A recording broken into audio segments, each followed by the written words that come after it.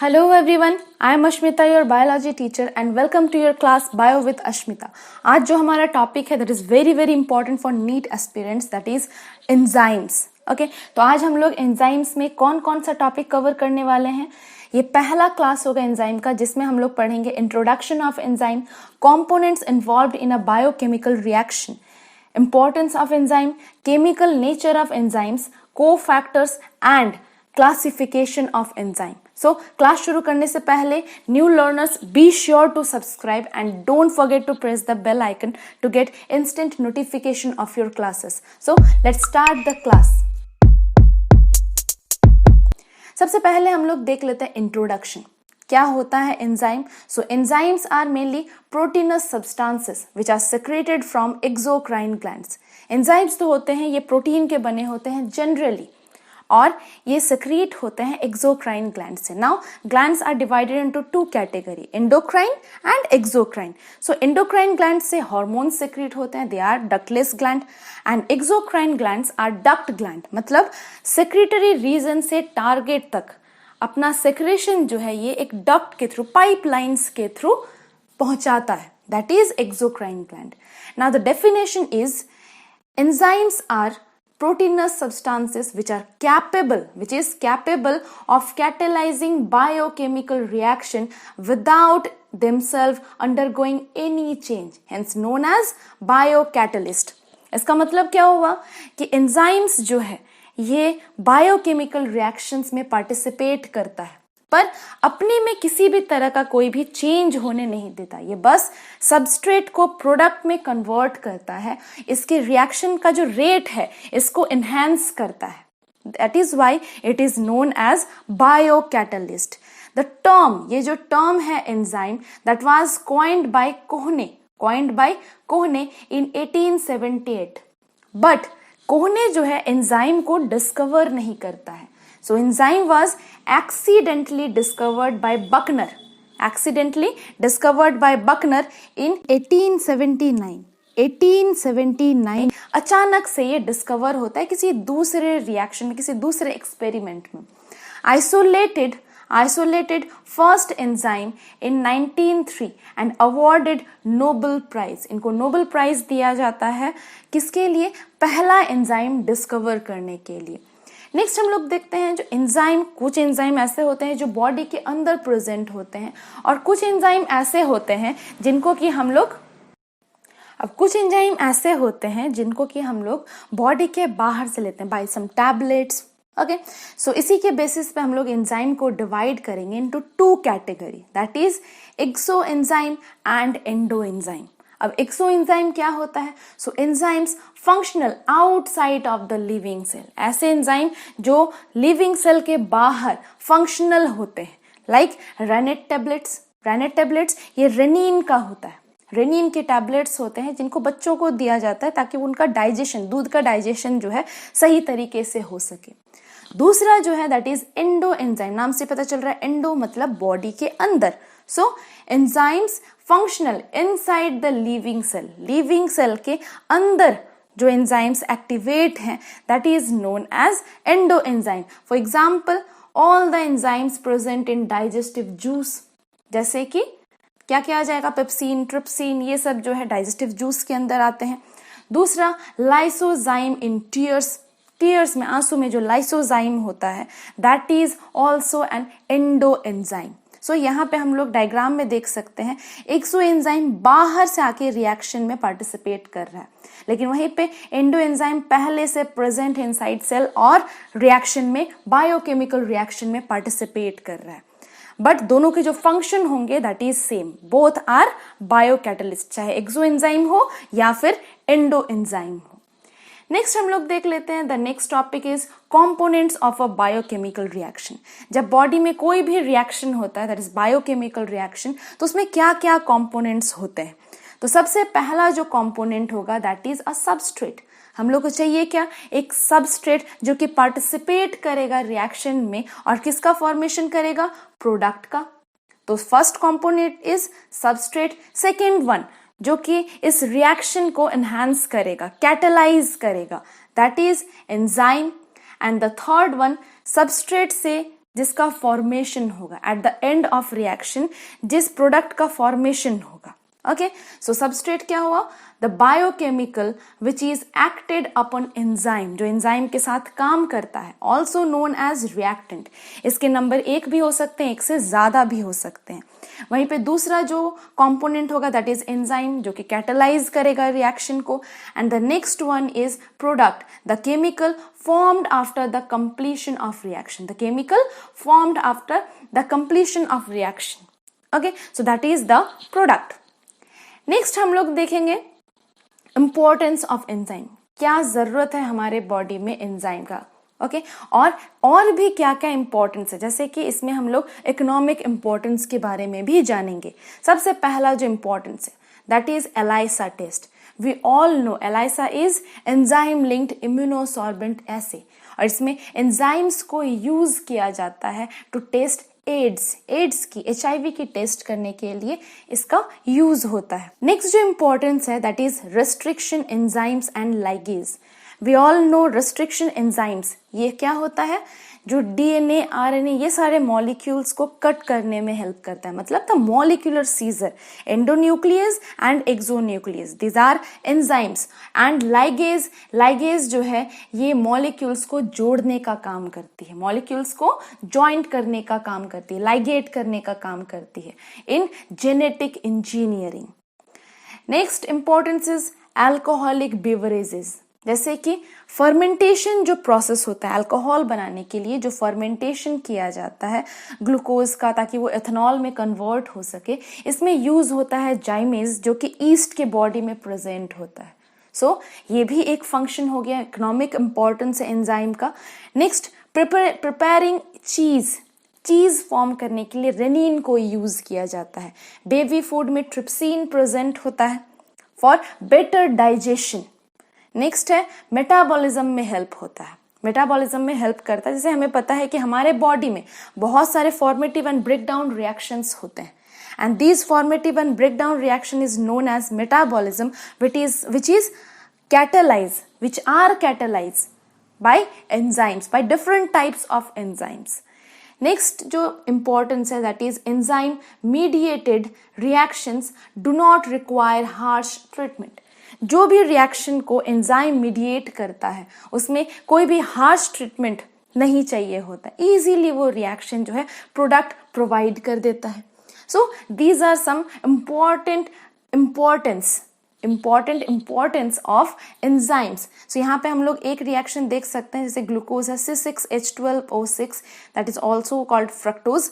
सो इसमें जाइमेज के हेल्प से ये देखिए एथेनॉल में कन्वर्ट हो रहा है, and this जाइमेज is present in east body used in alcoholic beverages. Okay, next जो पॉइंट हम लोग देखेंगे that is chemical nature of enzyme.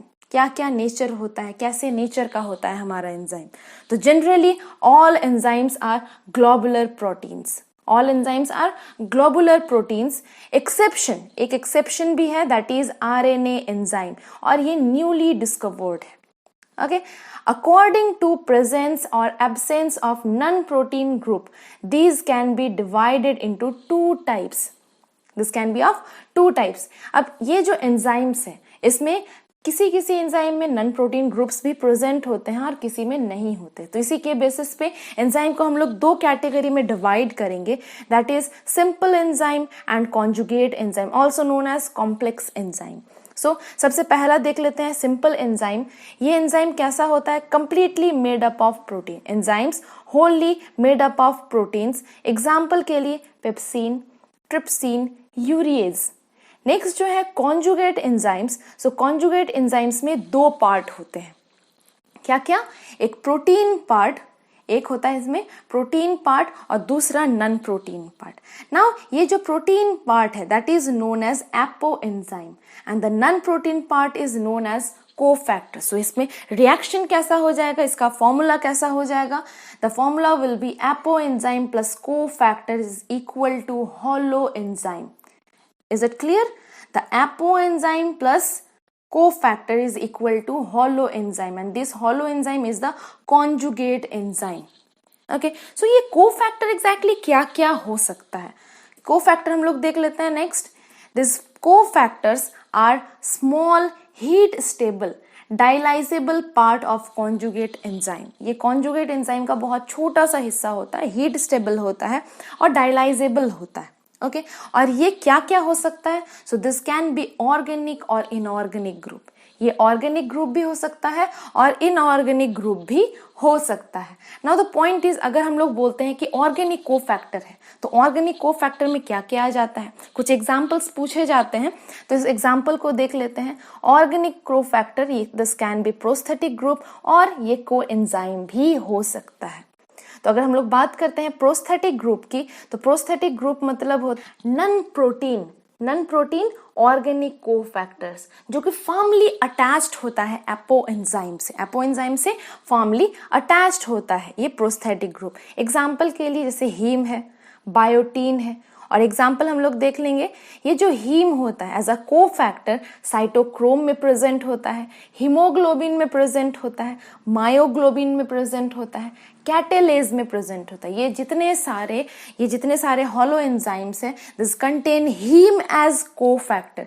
वैसे ही बायोटीन भी काफी सारे एंजाइम्स में एज अ कोफैक्टर प्रेजेंट होता है। ओके नेक्स्ट जो पॉइंट है दैट इज कोएंजाइम। तो कोएंजाइम में आ जाएगा FMN, FAD, these are coenzymes. Okay next हम लोग देख लेते हैं इनऑर्गेनिक कोफैक्टर। सो इनऑर्गेनिक कोफैक्टर्स में आ जाते हैं जनरली आयंस, वेरियस मिनरल्स के आयंस जैसे कि कॉपर, जिंक, आयरन, कैल्शियम, और भी होते हैं जैसे मैंगनीज के भी होते हैं।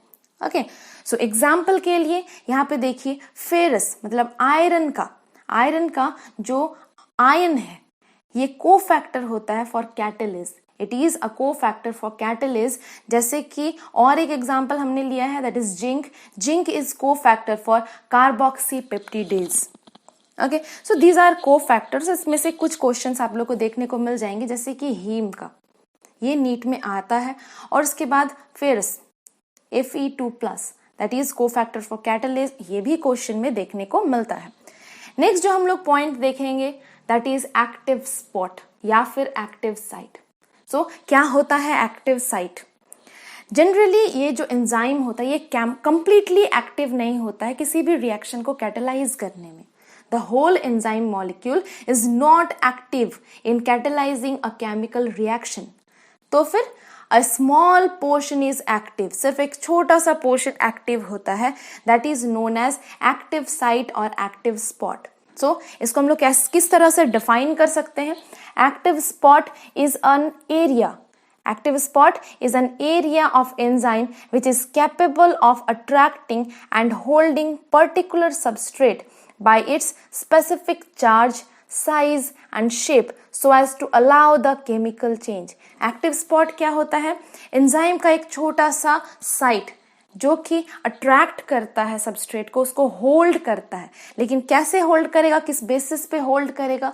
तो सबस्ट्रेट के स्पेसिफिक चार्ज, उसके साइज, उसके शेप के बेसिस पे होल्ड करेगा। ओके इसका मतलब क्या हो गया? ये एंजाइम और सबस्ट्रेट का जो कनेक्शन है कुछ लॉक एंड की जैसा है। जैसे कि हर एक ताले की एक स्पेसिफिक चाबी होती है, कोई भी ताला किसी भी चाबी से नहीं खुल सकता, वैसे ही ये जो एक्टिव स्पॉट है इसमें किसी भी तरह का कोई भी सबस्ट्रेट ज्वाइंट नहीं हो सकता। वो एप्रोप्रिएट चार्ज का, साइज का एंड शेप का होना जरूरी है। एग्जाम्पल के लिए हम एक डायग्राम देख लेते हैं। यहाँ पे देखिए ये जो है हमारा एंजाइम ब्लू कलर में दिख रहा है, ये इसका active site that is the binding site, और ये देखिए सबस्ट्रेट। तो अगर हम लोग सबस्ट्रेट का शेप देखते हैं ये परफेक्टली यहाँ पे बाइंड कर सकता है, ठीक, और तब जाके रिएक्शन स्टार्ट होगा। That is the function of active site. Next जो हम लोग पॉइंट देखेंगे that is classification. So enzyme को क्लासिफाई किया गया बाय IUB क्या है? International union of biochemistry. International union of biochemistry कब किया गया? इन 1961। नाउ देखते हैं क्या क्या क्लासिफिकेशन किया गया। So enzymes are classified according to reaction they catalyse. किस किस रिएक्शन को एंजाइम कैटेलाइज करता है, इसके बेसिस पे IUB ने, इंटरनेशनल यूनियन ऑफ बायोकेमिस्ट्री ने 1961 में एंजाइम्स को 6 क्लासेस में डिवाइड कर दिया। क्या क्या है ये क्लासेस? सबसे पहला oxidoreductase, transferases, hydrolases, lyases, isomerases and ligases. So क्या क्या इसके रिएक्शन है, कौन कौन से रिएक्शन को कैटेलाइज करता है, शॉर्टली एक बार देख लेते हैं।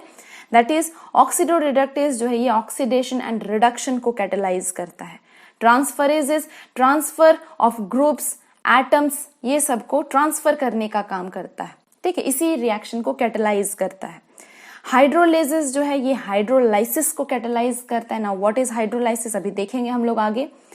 लाइजेस ये एटम्स को क्या करता है, रिमूव करने में हेल्प करता है, ठीक, इसको रिमूव करता है। ऑब्वियसली एक जगह से रिमूव करेगा तो कहीं और जाके इसको ऐड भी करेगा। ओके, नेक्स्ट जो है आइसोमरेजेस, सो रीअरेंजमेंट ऑफ एटम्स। आइसोमरेजेस में क्या होता है, जो एटॉम्स होते हैं सबस्ट्रेट में, इसको रीअरेंज करता है जिससे कि आइसोमर्स का फॉर्मेशन होता है, आइसोमर्स को इफेक्ट करता है। Next one is ligase. So ligase जो है ये कंबाइन करता है मॉलिक्यूल को, लेकिन कैसे, एटीपी को यूज करके। सो हम लोग एक एक एंजाइम को अलग अलग से देख लेते हैं विद सम एग्जांपल्स। सबसे पहला जो है that is oxido reductase. So oxido reductase involve in redox reaction या फिर ट्रांसफर ऑफ इलेक्ट्रॉन्स। रेडॉक्स में दोनों आ जाएंगे, क्या क्या, रिडक्शन एंड ऑक्सीडेशन। एग्जाम्पल के लिए यहाँ पे हमने एक जो है सबस्ट्रेट ले लिया है, ऐसे ही कोई भी सबस्ट्रेट 2AH2 + O2।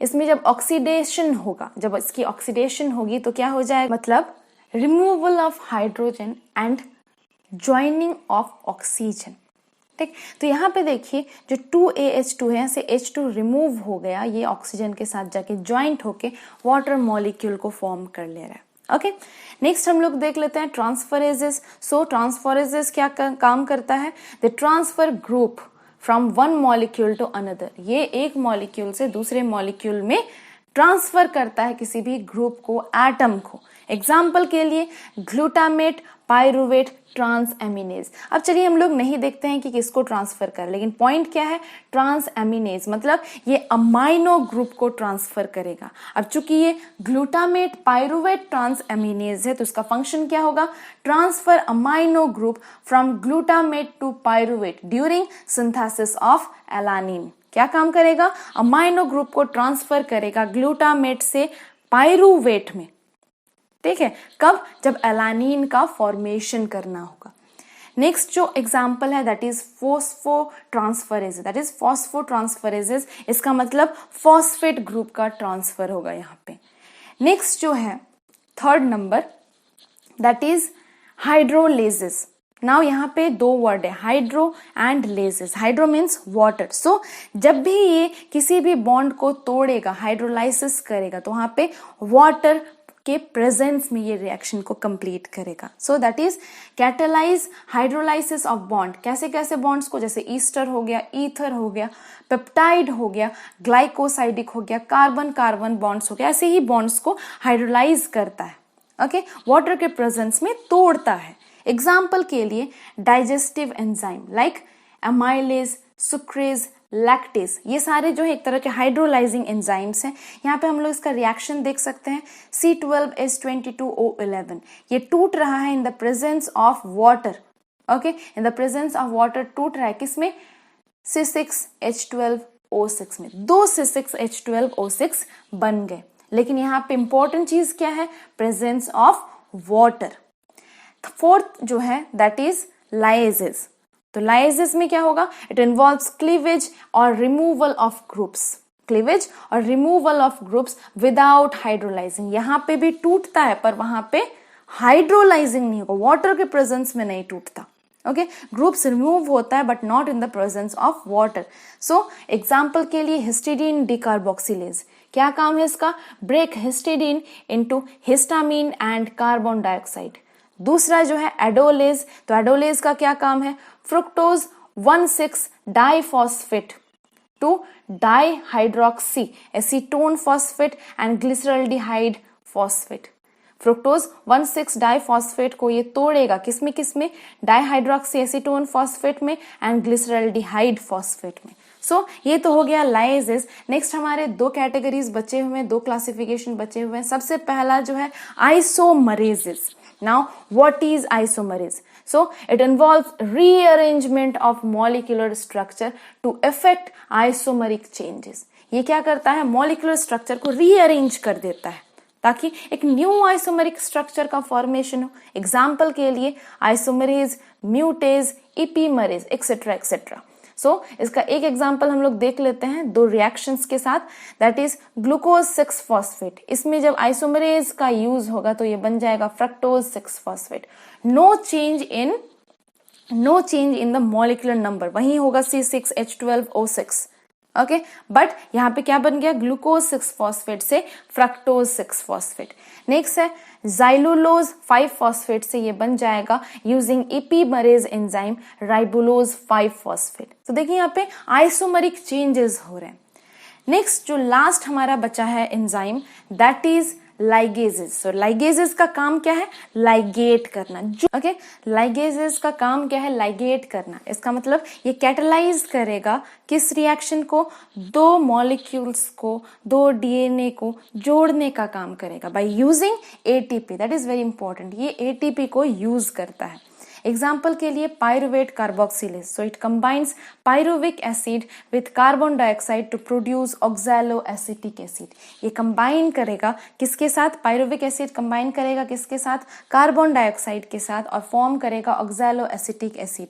तो इनका जो कंबाइन है, इनका जो कॉम्बिनेशन है, इसको कैटलाइज करेगा कौन? लाइगेज। और एंजाइम कौन सा होगा? Pyruvate carboxylase. सो देख लेते हैं reaction, pyruvic acid plus carbon dioxide in the presence of ATP and water. Pyruvate carboxylase के प्रेजेंस में क्या बनेगा? Oxalo acetic acid. चूंकि यहाँ पे एटीपी टूटेगा इसीलिए बनेगा adenosine diphosphate ADP plus inorganic phosphate. That is the reaction. हम लोगों को पता है कि डीएनए लाइगेज जो है ये डीएनए को लाइगेट करता है, दो डीएनए को कंबाइन करता है बाय फॉर्मिंग फॉस्फोडाइस्टर बॉन्ड। वैसे ही आरएनए में भी ये रिएक्शन होता है, आरएनए को भी लाइगेशन किया जा सकता है by RNA ligase. So these are the topics जिसको हमने आज कवर। नेक्स्ट क्लास हम लोग देखेंगे enzyme activity, factors influencing enzyme activity and activation energy. Okay. If any doubt, do comment or mail me on biowithashmita007@gmail.com. If the videos are helpful, do like, share and subscribe. हमारे Facebook page पे भी जरूर visit कीजिए, that is bio with Ashmita. New काफी सारे bio के facts मिलेंगे आपको। और see you soon. Thanks for watching.